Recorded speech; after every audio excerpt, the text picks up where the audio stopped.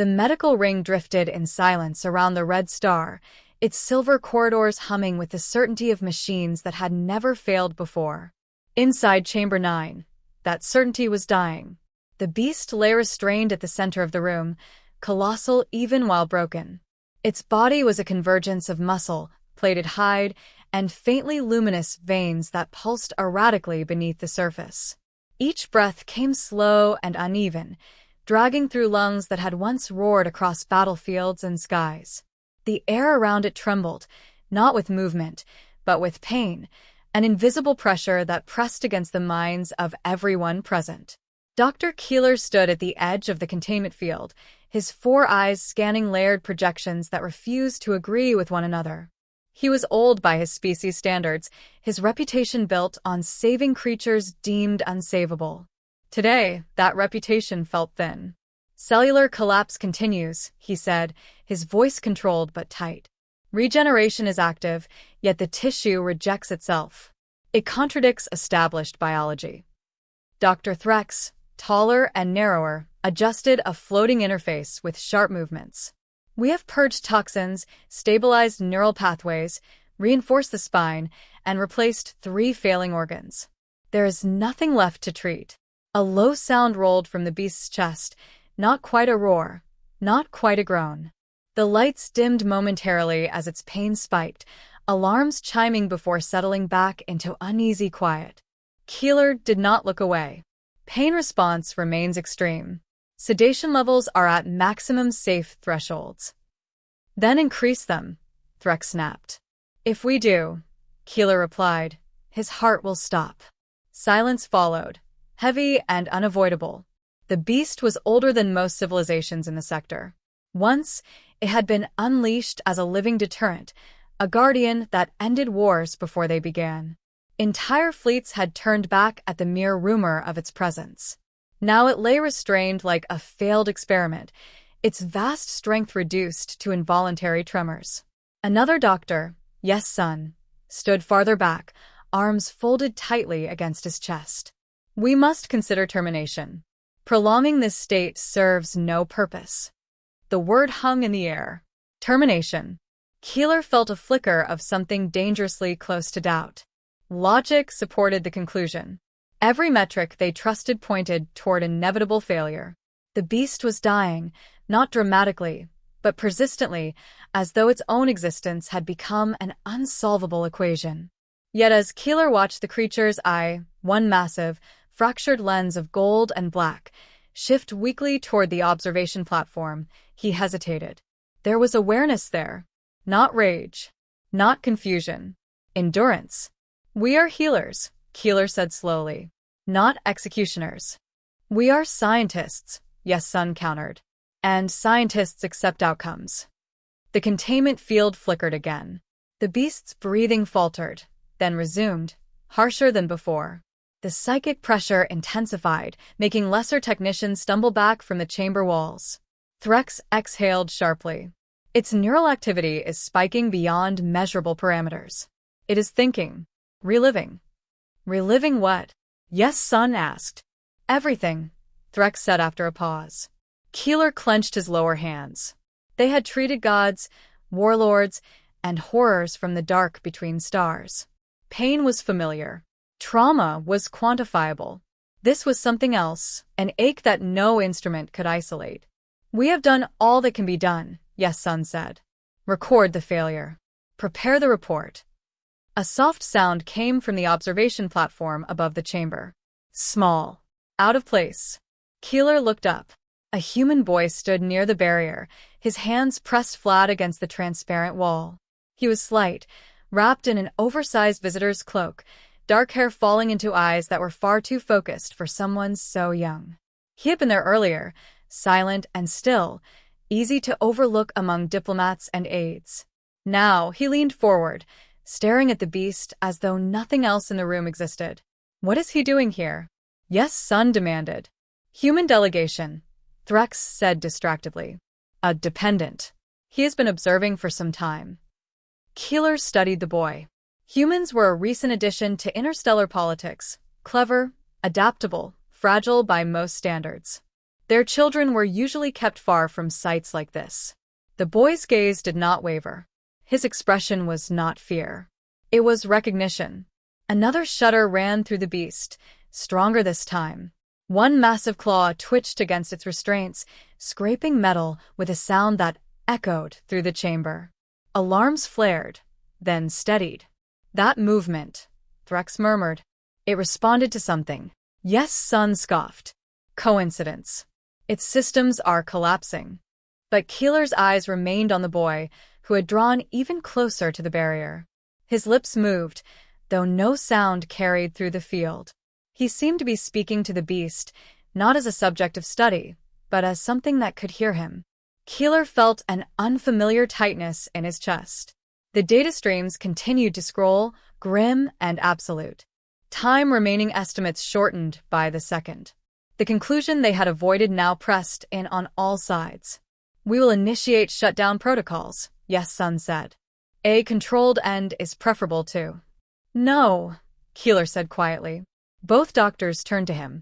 Keeler did not look away from the chamber. From the boy. From the beast that refused to surrender despite every law that said it should. Wait. For what? Threx asked.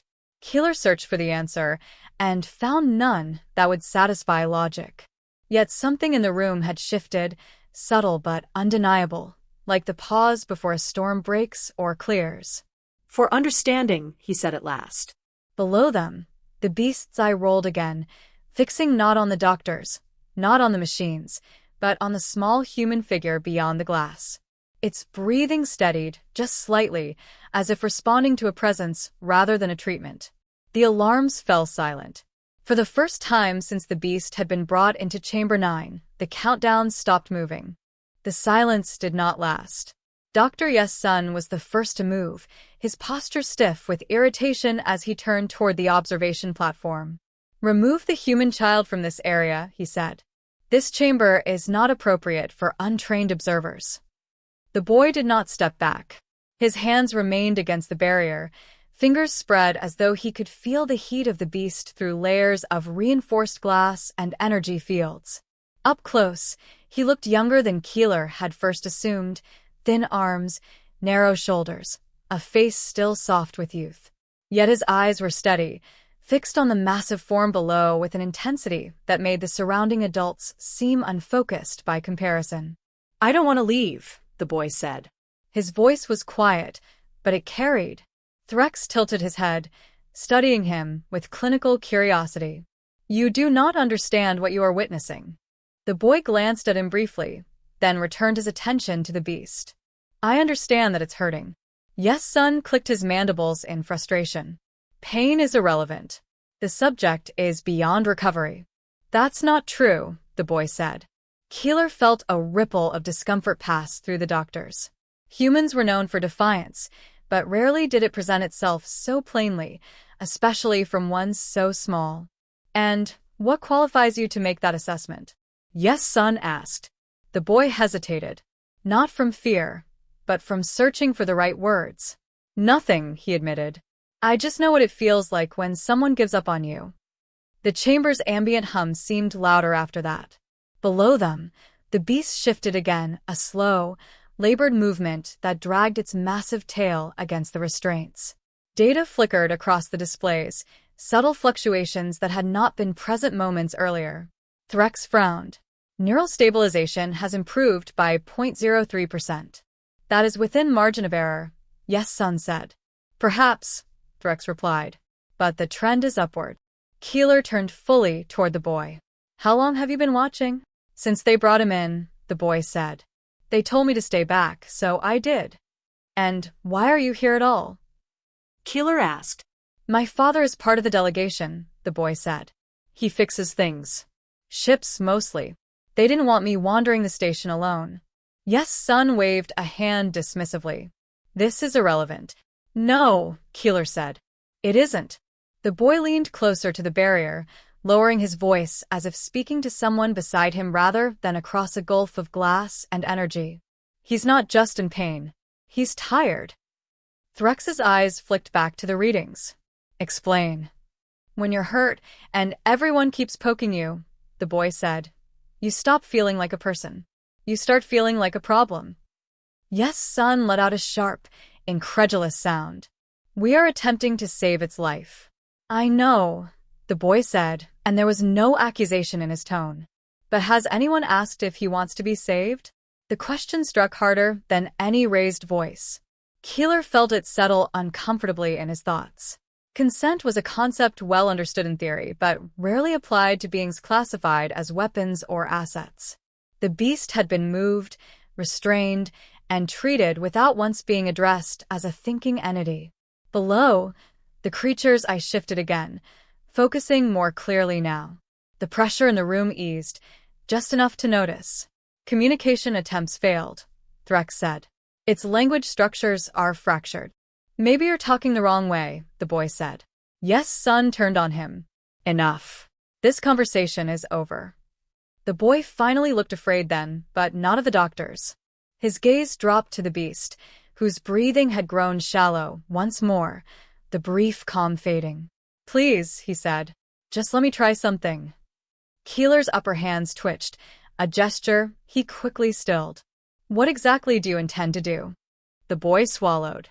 Go down there. The room erupted in protest. Absolutely not, Yes Sun said. It is biologically incompatible, Threx added. One involuntary movement could end you. You would be in psychic range, Yes Sun continued. Your mind would not withstand it. The boy listened to them all, nodding slightly, as though each warning confirmed something he already knew. I won't do anything, he said. I'll just sit with him. Keeler studied the beast again. The creature's vitals dipped, then steadied, as if caught between surrender and stubborn refusal. Every advanced tool at their disposal had failed to halt the decline. Logic demanded they accept that. Yet logic had not stopped the countdown. If this goes wrong, Yes Sun said coldly, the responsibility will be yours. Keeler met his gaze. No. It will be mine. The word surprised even him. Threx's mandibles flexed. You would risk protocol for a child? For a variable we have not tested, Keeler said. And because doing nothing is no longer neutral. The boy's eyes widened slightly, a flicker of hope breaking through his composure. Keeler turned to him. You will follow every instruction given. You will retreat at the first sign of danger. Do you understand? Yes, the boy said immediately. The containment field began to lower, its energy signature softening with a sound like distant thunder. The air in the chamber grew heavier, warmer, charged with something that made Keeler's skin prickle. As the access ramp extended, the boy stepped forward without hesitation. Below, the beast's eye tracked his movement with unmistakable intent. Its breathing slowed, aligning, as though anticipating something long denied. Keeler watched the human child descend into the chamber, acutely aware that they were crossing a boundary no data model could map. Behind him, the machines waited to either prove their superiority or to be rendered irrelevant. The access ramp locked into place with a muted clang, and the last barrier between the boy and the beast dissolved into open air. The chamber felt different without the containment field, heavier, as if gravity itself leaned inward. The psychic pressure intensified at once, a low, aching weight that made the doctors stiffen where they stood. The boy faltered for the first time. Keeler leaned forward instinctively, his hands hovering over the emergency controls. Slowly, he said. Do not rush. The boy drew a breath and nodded. He took another step, then another, each footfall small against the vast metal floor.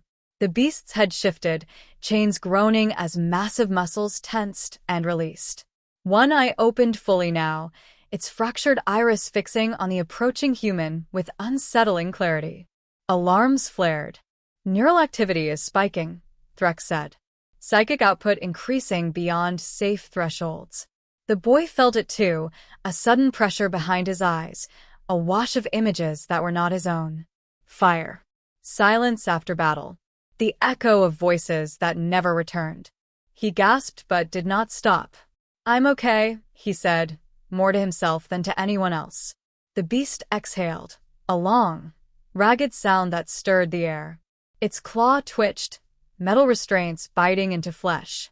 The psychic pressure surged again, sharp and wild. "Step back," Yes Sun ordered. "This is your final warning." The boy stopped just short of the beast's massive forelimb. Up close, the creature was overwhelming, scarred hide layered with the history of 100 wars, veins glowing erratically beneath skin stretched too tight. The eye watching him held no threat now, only exhaustion. The boy raised his hand. Keeler's breath caught. Carefully, the boy knelt, his movements deliberate, and placed his palm against the beast's claw. The surface was warm, trembling faintly under his touch. Every monitor in the chamber spiked at once. What did he do? Yes Sun demanded. "He made contact," Threx said, voice tight. "Psychic resonance is synchronizing." The boy closed his eyes. The flood hit him fully now, memories pouring through the contact point in broken fragments. The beast alone on a dead world. Orders obeyed, without question. Enemies destroyed until there were none left, and then silence. No commands. No purpose. Just waiting. Waiting to be forgotten. "I know," the boy whispered, tears burning at the corners of his eyes. "You did what they asked." "You don't have to do anything else." The beast's breathing stuttered. Energy readings dipped, then steadied. Pain indicators dropped sharply. "That's impossible," Yes Sun said. "He's not administering anything." "No," Keeler said softly. "He's listening." The boy leaned forward until his forehead rested gently against the beast's claw. His voice shook, but he did not pull away. "I'm here," he said. "You don't have to be alone." The words were simple, unmeasured, unoptimized. They struck like an anchor. The psychic pressure collapsed inward, no longer lashing outward but settling, coiling around the point of contact. The alarms cut off one by one. The chamber lights stabilized. The beast moved. Not a thrash. Not a convulsion. A deliberate shift, slow and careful, as though afraid of breaking something fragile. The massive head lowered by a fraction, bringing its eye level with the boy's small form. A low sound emerged, not pain, not rage, but recognition. Threx stared at the readings. Neural coherence restored to pre-trauma levels. Cardiac function stabilizing, Keeler added. Regeneration has resumed. Properly. Yes Sun said nothing. His gaze remained locked on the scene below, disbelief giving way to something quieter and more dangerous to a certainty. The boy felt the beast's presence ease, the torrent of memories slowing to a trickle. In their place came a question, not formed in words, but heavy with meaning. "Stay?" "I can," the boy whispered. "As long as you need." The beast's eye closed halfway, a gesture that might have been rest or trust. Its breathing deepened, each rise and fall more even than the last. The chains slackened slightly as its body relaxed against them, no longer fighting, no longer bracing for another blow that never came. Keeler lowered his hands from the controls, unaware he had been holding them there. His voice was barely audible. "He's not curing the body," he said. "He's giving it a reason to heal." Minutes passed. No one spoke. The machines, once the center of the room's authority, now only confirmed what was already visible to the naked eye. Life was choosing itself. The boy shifted his grip slightly, adjusting to keep contact without causing discomfort. He looked impossibly small beside the creature, a single human presence against a legend that had shaken galaxies. Above them, Yes Sun finally exhaled. "If he breaks contact." "He won't," Keeler said, with quiet certainty. Below, the beast stirred again, lifting its claw just enough to curl one massive digit around the boy's hand. Not a restraint, a return of the touch. The boy smiled weakly, exhaustion beginning to creep into his limbs, but he did not pull away. "I'm here," he said again, as much a promise to himself as to the being before him. And for the first time since it had been dragged into Chamber 9, the beast slept, not from sedation, not from collapse, but from peace. Above the chamber, the doctors stood in silence, watching their understanding of medicine fracture and reform around a single, undeniable truth. They had saved bodies before. They had never learned how to save something that had already survived everything else. Time behaved differently after that. The beast did not wake all at once. Its recovery unfolded in measured breaths, in the slow knitting of tissue that no longer tore itself apart. The machines tracked the progress dutifully, but they were no longer leading the effort. They followed, adapting their projections to a rhythm set by something older and far less precise. The boy remained. He slept on a narrow cot brought into the chamber, close enough that he could reach the beast without standing. When he woke, he spoke softly, not to instruct or soothe, but simply to be present. He described ordinary things, the hum of ships passing beyond the station hall, the way stars looked different from every window, the sound his father made when concentrating on a repair. None of it was strategic. All of it mattered. Keeler visited often, no longer as an overseer but as an observer of something unfolding beyond his training. He noticed the changes first in the beast's posture. Where once every muscle had been locked against imagined threats, now there was rest. The chains were loosened, then removed entirely, without incident. The creature did not test its freedom. It seemed content to exist. Yes, Sun kept his distance at first. When he did approach, it was with a reluctance that bordered on reverence. This contradicts established practice, he said one cycle, watching the beast breathe in steady cadence with the boy's quiet presence. Yes, Keeler replied. So did survival. The official reports were rewritten more than once. Early drafts spoke of anomalous recovery and unidentified stabilizing factors. Later versions were more honest, if no less unsettling. They noted that the subject responded not to intervention, but to companionship. That psychic trauma, left untreated, had nearly accomplished what no weapon had. That a human child, with no training and no tools, had succeeded where their most advanced sciences had failed. Threck stood before a wall of revised protocols, mandibles twitching in restless thought. We classified it as a weapon, he said. Then as a patient. We never considered it as someone who could be tired. The boy overheard and shook his head gently. Everyone gets tired, he said. Even the strongest ones. The beast woke fully on the sixth cycle. It lifted its head without strain, eyes clear, the fractured haze gone. When it spoke, it did so sparingly, its voice resonant and slow, shaped by long disuse. It addressed Keeler first, acknowledging the effort, the attempt, the intention to heal. Then it turned its gaze to the boy. You stayed. I said I would, the boy replied. The beast studied him, and something vast and ancient shifted in that regard. It was not gratitude alone. It was recognition of a truth it had forgotten, that existence did not have to be justified through destruction.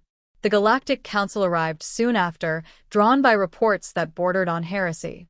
They saw a creature once feared into obedience, now lying peacefully beside a human child, and they struggled to reconcile the image with centuries of doctrine. What does it want? One counselor asked. The beast answered for itself. To live without being used. The silence that followed carried more weight than any declaration of war. Humanity's status changed quietly, without ceremony. They were no longer categorized solely by their technology or military potential. New classifications appeared in the archives, terms that had never been needed before. Emotional integrators. Psychic anchors. Pack bond species. None of them captured the simplicity of what had occurred. The boy did not stay forever. He left when the beast could sleep without reaching for him, when its breathing remained steady even in solitude. Their farewell was unspoken but complete. A massive claw rested briefly against a small shoulder, careful and precise. You are not small, the beast told him. The boy smiled. I know. When the chamber finally emptied, Keeler remained a moment longer, looking at the space where the boy had been. He felt older than he had before, and strangely lighter. Medicine would change after this. Protocols would expand. Training would include listening, not as a technique, but as a responsibility. There would be resistance. There always was. But the outcome could not be erased. Across the station, and then across the network, the story spread. Not of a miracle cure, but of a failure narrowly avoided. Of a galaxy that had learned, too late and just in time, that survival was not always a matter of strength. Sometimes it was a matter of staying. And somewhere beyond the medical ring, under unfamiliar stars, the beast took its first unguarded steps into a future no one had ever planned for it, carrying with it the quiet certainty that if the universe ever grew too heavy again, it now knew what it meant to be met, not measured.